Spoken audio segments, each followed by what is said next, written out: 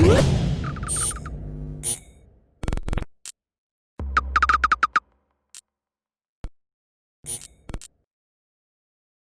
is Andi Purewal for Boxing Social in association with Betfred, and I'm delighted to be joined by trainer, manager, promoter, all that good stuff, Joe Gallagher, out here in what seems to be a sunny San Antonio, Texas. Unfortunately, we are stuck inside a bubble, Joe, but it's good to be here. How's life? How's things been for you guys since you came over last week?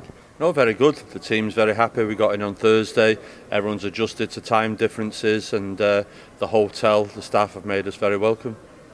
Now, this will be probably one of the biggest fights, if not the biggest fight, that you yourself have been involved with one of your fighters as Callum-Smith prepares to take on Canelo-Alvarez. Just talk to me about the preparations, Joe. How have you found any type of a difference in Callum's mentality this time around, knowing that he's going in there with somebody many consider to be the pound-for-pound king?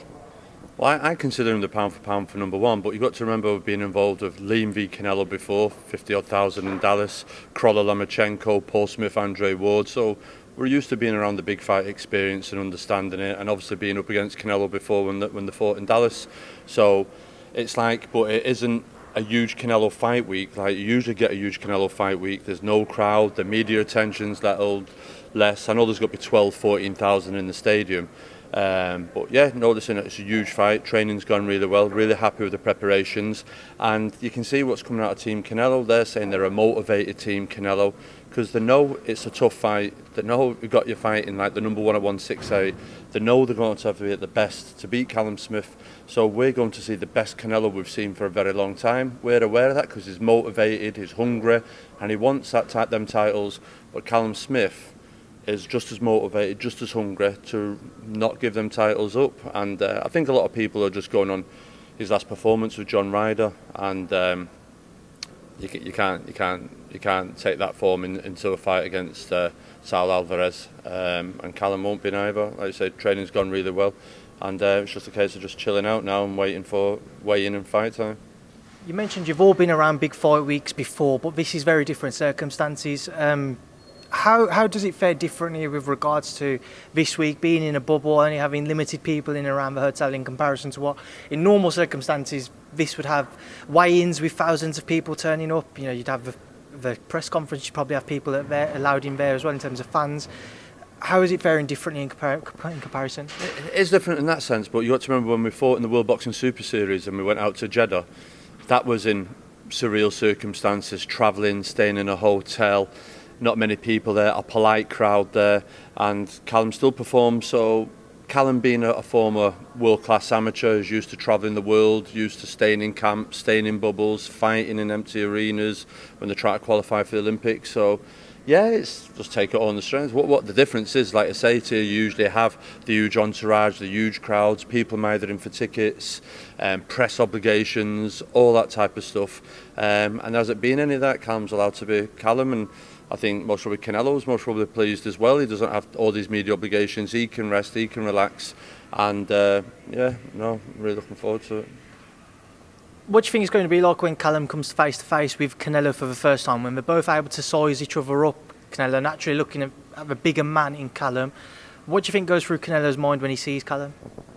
I don't know. Listen, Canelo's fought big guys with Kovalev and Chavez and Rocky Fielding. All big kids. Canelo's Canelo. It's a challenge for him. He's a thrill seeker. He likes fast cars, wild horses. It's a challenge. It stimulates him. It motivates him. That's what he wants. He is that, and I have huge respect for him. But Callum-Smith, we're not talking a Kovalev over the hill. We're not talking someone else. We're talking a prime 168-pound fighter that can punch hard with either hand. And we've done our homework. And when they're sizing each other up today, listen, I've seen Canelo for years. It doesn't really matter him that Canelo's in just what gets in the ring on the night. He isn't someone that will analyse, take anything from it. He's done his homework, and you never see him trash talk, nothing like that. That's it. He's usually confident in his own ability. Canelo doesn't look for any weaknesses or anything in anyone. That's it. It's just another day at the office for him. I know Callum's been in the gym preparing for a fight, whether it had been Canelo when he first got back in or somebody else, for a matter of months. I know you'd have also liked it to maybe had a few extra weeks from when the official fight announcement was made. How did kind of only having a month for the official announcement to fight night change your preparations? Well, we're always training for a date there or thereabouts. Like I say, we've got 4 weeks' notice for this, but fair play to Callum-Smith and huge credit for him. When at this day and age, lots of fighters are saying, "Oh, we need a crowd, we need more notice." Callum-Smith has gone, "I'll do it, 4 weeks' notice, and I'll go take on the pound for pound number one." Listen, Canelo most probably wants more money. Callum-Smith would have liked more money. They all would have liked 80,000 in an arena, but this is an opportunity. It is here and now. And fortune favours the brave sometime, and Callum-Smith is usually confident in his ability, and we're absolutely nailed on to go in there and put on a performance and defend them belts. But like you say, it's it's a huge fight, and we're really looking forward to it. Would have liked an extra few weeks, but it is what it is. I don't think you'll ever have a Callum-Smith fight week, Joe, without mentioning his weight. Everybody talks about how big he is for it. He's literally on weight now. That's what I was about to ask you, but from when the official fight announcement came until this fight week, how have you found kind of just trying to taper his fight weight down? No, it's near enough down. You've seen him, Andy. You've seen him this morning. He's having breakfast, having dinner. He's just had his dinner. He's thereabouts on the weight. He's nearly there, so he's never been a problem. You move forwards and talk about the fight to me, Joe. What are you preparing for in Canelo? I know that Liam's got the past ring experience, which I'm sure he'd have given Callum some tips throughout this camp and previous to that. But what have you been preparing for, and what different improvements do you feel that Canelo would have made since the Liam Smith fight? Yeah, listen, you can't judge Canelo. When you look back and watch Canelo versus Liam Smith, it still looks like a baby. But I feel, like I touched on earlier, we've got to see the best Canelo that we've seen for a long time. And that's a backhanded compliment to Callum Smith, but he's usually motivated and he usually wants to prove a point. He's free out his Golden Boy contract and he'll want to win them titles. And the huge thing as well, there isn't many of them. This is a ring champion versus a ring champion as well. There isn't that many that's had that. I think Ricky Hatton, Mayweather, Kawasaki, Bernard Hopkins. I don't think no other Brits have ever had that. And here we are now with Callum Smith about to do that with Canelo. So there's listen, Canelo's going to be moving his head a little bit more, feinting a little bit more, try and walk Callum onto shots. There's lots of things. Once you study Canelo, can do an awful lot, Canelo, and that's why I consider him the number one pound for pound fighter in the world at the moment. We know how brilliant a technician Canelo is around the ring, and because again, the natural height difference, Canelo may well just look to work to the body and look to slow Callum down. But he's got to get to the body. So how are you guys kind of preparing for that and looking to work around that? Yeah, but that's what I'm saying to you. He's got to get to the body. He can't just walk up and start hitting to the body. He's got to get past, as we know, Callum's got good long levers. He's got good short to mid-range shots, screw shots, hooks, long-range shots, uppercuts. So he's got to come past all them first, and then when he is in, we all know Callum's a good inside fighter as well. So we also know Canelo's very good from a starting position outside of that circle, just inside the distance. Canelo can explode very quickly up with a left hook or up with a right hand, as you've seen with Amir Khan, as you've seen with Kovalev. He's very good at closing the distance very quickly, so he can explode quickly out of a starting position. He doesn't need a jab or a right hand to set up or a left hook. He doesn't need one or two to dress up. He can explode out with enough power in either hand. How does the fight play out in your own mind then, Joe? Considering all of what you've just discussed there, how are you expecting it to play out? It's a tough fight. I don't think we'd win on points over here. I think if I was to sit here and say we're winning points, people would say you need locking up. I just think it's old school mentality. If you sit down and you say, oh, we've got to go and fight the pound for pound number one in the world, and we've got to fight him near enough in his own back garden, you think you've got to walk up and win on points. That's never happening. Do you understand? That's never happening. The only way we win here is by stoppage. Something I was going to ask you, we know in the past there's been some dubious decisions here in Texas, and we know Canelo has had some favourable decisions in his career. Go back most recently to the first Golovkin fight.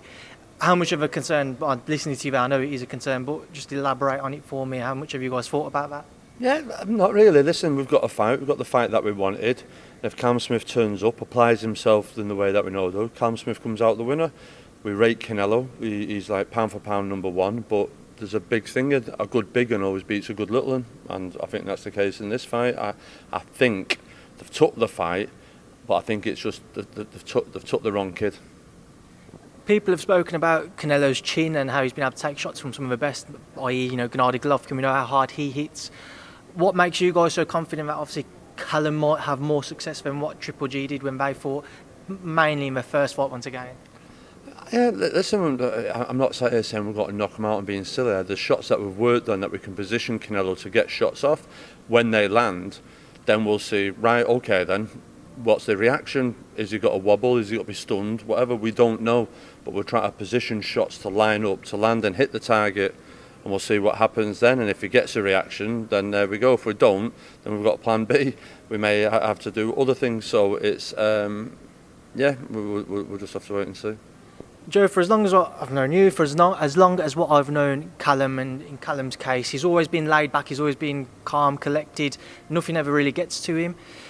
Going in now for the biggest fight of his career, do you anticipate that maybe when you get towards a weigh-in, when they are only a matter of a day away from facing each other, he might show a different type of aggression, he might show that he's a lot more pumped up to what we've been used to seeing throughout his career, that laid-back guy in Callum? No, none whatsoever. Been Callum all his career.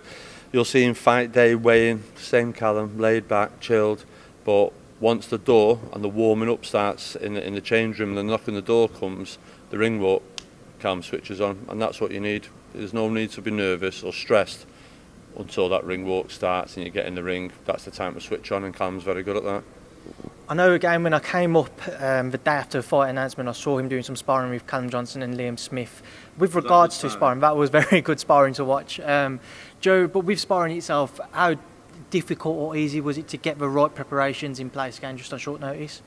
Yeah, it was very hard. Obviously, you have a vast pool of talent, and then there's this pandemic, and you can't bring in people from America or Europe, Germany, Italy, wherever. So you can't. So you've gone from a pool of talent to a hot tub of talent. So you've got to try and get certain people to come in and try and replicate certain things. No one can replicate what Canelo can do, but certain things Canelo does, and put them 3 or 4 together and get it going like that. So we've had good sparring. The people that have come in and sparred have helped Callum out, and it's enough for us to be here now and be confident of being able to defend our titles successfully. Joe, so far I've spoken to yourself, I've spoken to Anthony, and I've asked them both the same question. I'll ask you now. I saw a photo that you put up I think it was last night, of about a dozen of you in the team in the ring, and when everybody arrived and had tested negative for COVID, thankfully. How key do you think it is for you guys to have such a big team and a kind of being able to create that homely environment for Callum to settle him in what again is uncertain circumstances?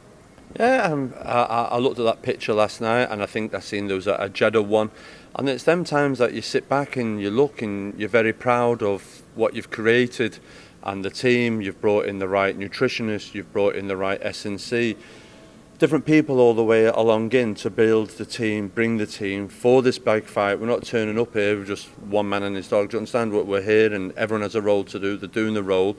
And that's it. And obviously to support Anthony Crolla, his brothers, his dad here, everything, Joe and Sean. It's good. Everyone's got a job to do. They know the jobs, and I'm quite proud to have assembled that together, ready. It's been building, prepping ourselves for these big nights, and it's after Jeddah, just a case of getting the team back together for Callum Smith's team, and here we go again.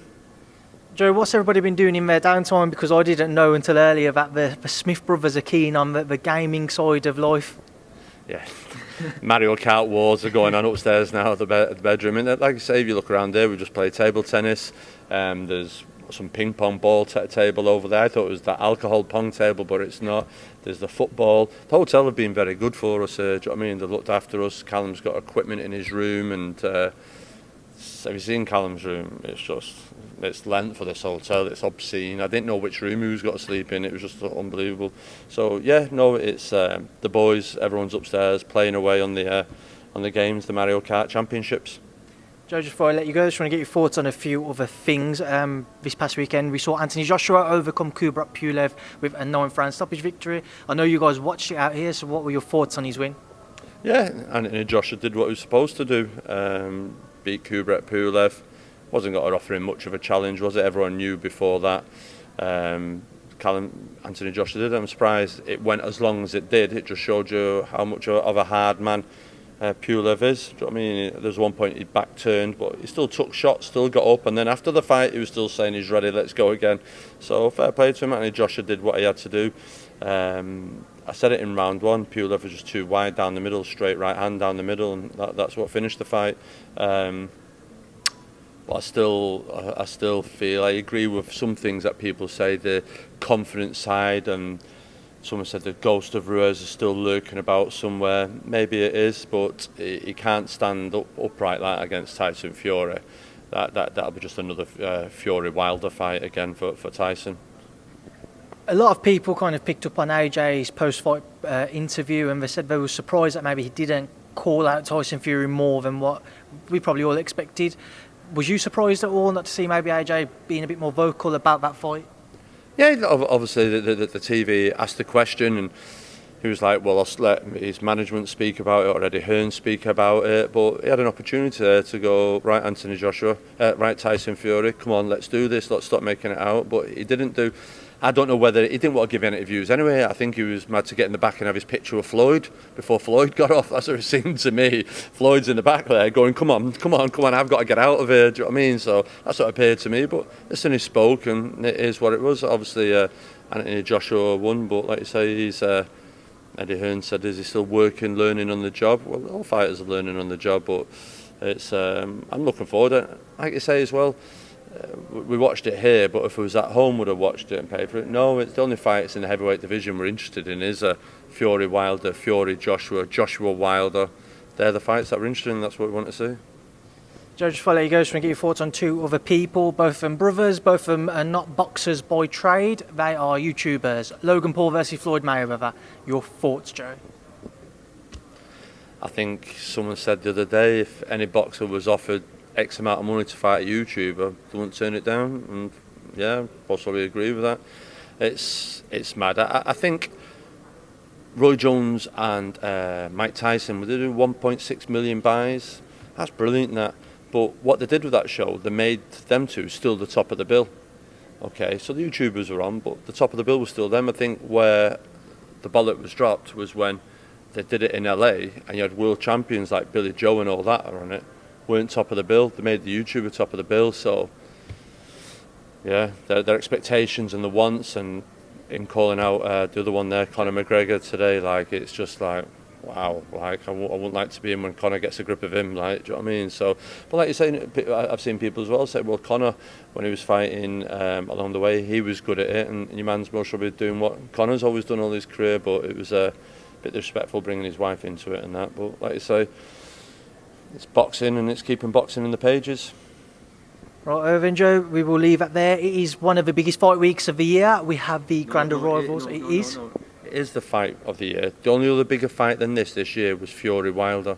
Since lockdown, this is the biggest fight of the year. Canelo Alvarez versus Callum-Smith, pound for pound number one versus 168 number one.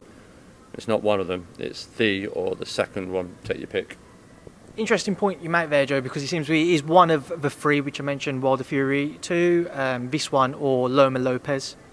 Yeah, Loma Lopez is up there, but Lopez was a challenger, wasn't a champion. Lomachenko was there. Here you got two champions. And not only that, though, now thinking about it, you've got the biggest fight of the year because you've got two ring champions fighting each other. That doesn't happen that often if you look back through the history books, like Hagler Hearns did, Mayweather, Hatton. So yeah, there's that many. Joe Gallagher, Bernard Hopkins. So it's great list to be on for Callum-Smith. Right, then, Joe, I will repeat that. We have the biggest fight week of the year coming up. Obviously starting off with the Grand Arrivals in a matter of a few hours' time. Best of luck with the rest of this week. I'm sure I'll catch you later on for another interview in a couple of days' time or something. But until then, best of luck with the rest of the preparations. And thank you, Speed to Boxing Social, as always. Yeah, no problem, Andy. Enjoy San Antonio.